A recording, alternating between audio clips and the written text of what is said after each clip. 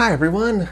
Today we're going to be continuing our series on depression management skills, with the focus of today's video being on the antidepressant effects of exercise.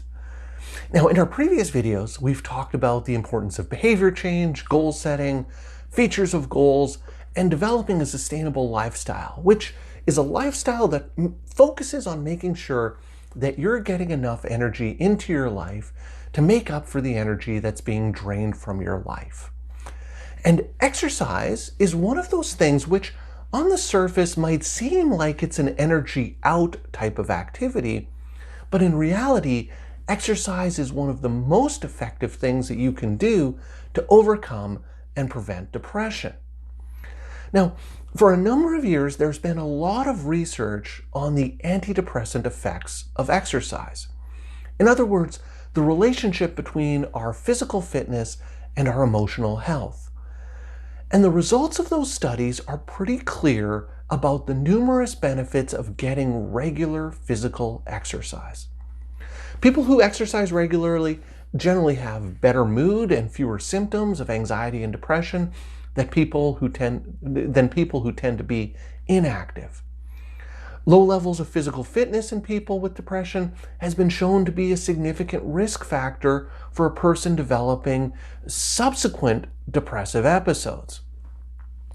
Exercise has been shown to lower the risk of relapse at comparable levels, if not better, to treatment with antidepressant medications.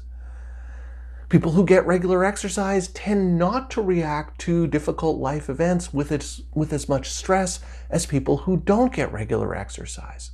And there have been studies that have assigned depressed people to exercise treatments compared to people who don't get exercise treatments. And what they found was that the people who were treated with regular exercise experienced the same amount of benefit and reduction in depression symptoms as if they were treated with psychotherapy or antidepressant medications. So what the research has clearly shown is that regular physical activity and exercise might be one of the most effective treatments for depression available. And that includes psychotherapy and medications. Exercise may be better than both of those. And so this is why it's so important that regular physical exercise becomes a part of your antidepressant lifestyle, and it's such an important part of having a sustainable lifestyle.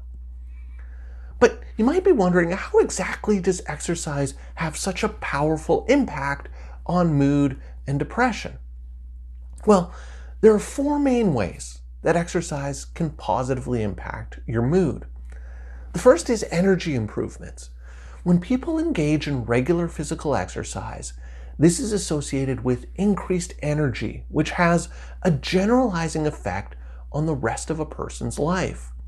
The more energy you have, the more you're able to do, which helps you feel better, which gives you more energy, and you get into this positive spiral. The second benefit is in stress reduction. Regular physical exercise can help reduce the physical impact that stress can have on a person. Have you ever noticed that if you're having a particularly stressful day and you're feeling really physically tense or restless, how something like going for a run, going outside and going for a walk, or doing something to burn off that physical tension can actually help you feel less stressed? The third benefit of regular physical exercise is a sense of elation or exhilaration that comes with some forms of exercise, particularly moderate to strenuous cardiovascular exercise. The type of exercise that gets your heart rate up. This is associated with what's often referred to as the runner's high. And what happens is, with this type of exercise, your body releases endorphins, which are a type of neurotransmitter that are associated with feeling good. And finally, the fourth benefit of regular physical exercise is that it's associated with general improvements in mood, even outside of the exercise itself. And this usually occurs after a few weeks of regular exercise, and it doesn't seem to matter about the type of exercise that you're doing. What's probably happening here is that just the act of making a plan to exercise, getting out and doing the exercise, making it part of your schedule, in and of itself can lead to benefits and improvements in mood. So the key is exercise works, and it works really, really well as a tool to combat depression. Now the thing is, a lot of people already know this. A lot of people with depression already know that they should be getting more exercise. It's likely one of the things that they're beating themselves up about that's contributing to their depression. So if I'm feeling depressed and know that I should be getting more exercise, how exactly do I go about doing it? Well, the idea is to use some of those goal-setting approaches that we've talked about in previous videos to help develop an exercise program that you can actually do. Now, the exercise program doesn't need to be a total revolution of your life. You don't have to change everything all at once and invest hundreds of dollars in special equipment or gym memberships. What we want to do is to just start with small, specific behavioral goals that you can succeed at, that starts you getting just a little bit more exercise that you can then build upon. So when you're thinking about developing an exercise program, the first thing you want to think about is picking the right activities. One of the challenges with exercise is that it can be hard to keep going, particularly if the type of exercise that you're doing isn't really all that enjoyable for you. You see this all the time at gyms in January and February.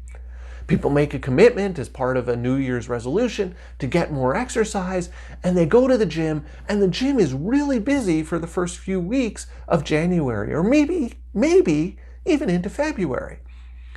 But what ends up happening is that people stop because they don't actually enjoy going to the gym. So what you want to do is to pick things and activities that you might enjoy doing, because this will make it a lot easier for you to be able to maintain this and for you to develop a regular routine of exercise. So if you don't like the idea of lifting weights, you don't have to do that. Rather, you can take up walking or jogging or yoga. You want to pick the type of exercise that suits you best. And part of this is trying to focus on the enjoyment in the physical activity rather than trying to get a particular physical outcome from it. In other words, try to focus on the process of the exercise rather than the outcome of the exercise. For example, people who exercise for enjoyment or focus on the enjoyment parts of exercise seem to experience greater improvements in mood than people who are exercising to lose weight or to look better. And this leads to the next point, which is that it's important to have some variety in the types of exercise that you're doing. Have more than one activity and try to alternate between those activities. For example, think of something like hiking, yoga, and riding an exercise bike. By having some of this variety, what it does is it ensures that you're not getting stuck or stagnant doing the same thing over and over and over again and feeling bored. Additionally, this variety gives you options if, for example, the weather is really bad and you don't want to go for a hike in the cold rain. So in that case, you can do an indoor activity like riding the exercise bike or doing some yoga. And when you're thinking about an exercise program, it's important to remember that frequency is more important than duration. And I'll repeat, frequency is more important than duration. So regular, short periods of exercise, making sure that you're doing something for exercise and physical fitness 3 to 4 times a week is much more effective than one extended exercise activity. So you don't want to be a weekend warrior that does a 2 or 3 hour bike ride on Saturday and then feels totally wiped out for the rest of the weekend and does nothing the rest of the week. Rather, it would be much better to ride your bike 3 or 4 times a week for 20 or 30 minutes. This isn't going to wipe you out like the long ride, and it's also going to ensure that you're engaging in physical activity more than just once a week. And one of the last things to think about when thinking about developing an exercise program is to remind yourself nothing changes overnight. But physical exercise can be one of those things that if you approach it from a standpoint of instant gratification and immediate improvement, it's going to be a great disappointment for you. If you go for a walk and expect that by the end of that walk, you're going to feel energized and happy and much less stressed, chances are you're going to feel disappointed by how you feel at the end of that walk. This is where setting goals around physical exercise becomes so important. And when we talk about goals, the goals have to meet those 4 criteria I keep repeating and talk about in previous videos and pretty much in every video when we talk about goal setting. The goal has to be specific. The goal has to be defined in terms of your behavior, not how you feel doing it. The goal has to have a clear end line, and the goal has to be realistic. So making a goal like, my goal is to go to the gym and feel really good after my workout, that type of goal may just set you up for feeling like you failed, particularly if you don't feel really good after your workout. So rather, the idea is to set a goal in which it doesn't matter how you feel. All that matters is that you commit to doing something for physical exercise and you follow through on it. So a much better example of a goal is, my goal is to go for 3 15-minute walks around the block this week. If I haven't been getting any exercise, that's a great start, and it gives me something to build on, especially because I'm likely to succeed at that goal. So with that in mind, what are some of the goals that you can set for yourself this week in terms of getting more physical exercise? If you think about some goals and you write down some goals, make sure that they meet those 4 criteria. And if you're confident that you can do them, try it out and see what happens. If you succeed at the goals, that's fantastic. If you don't, that's okay. You can learn from that and get a sense of maybe the goal was just too ambitious. So what you need to do the following week is to scale back that goal. If you want to learn more about another aspect of developing a sustainable lifestyle, specifically how to improve your sleep, I encourage you to check out this video. So that's all for today's video. As always, thank you for making it all the way to the end of this video, and I will see you in the next one.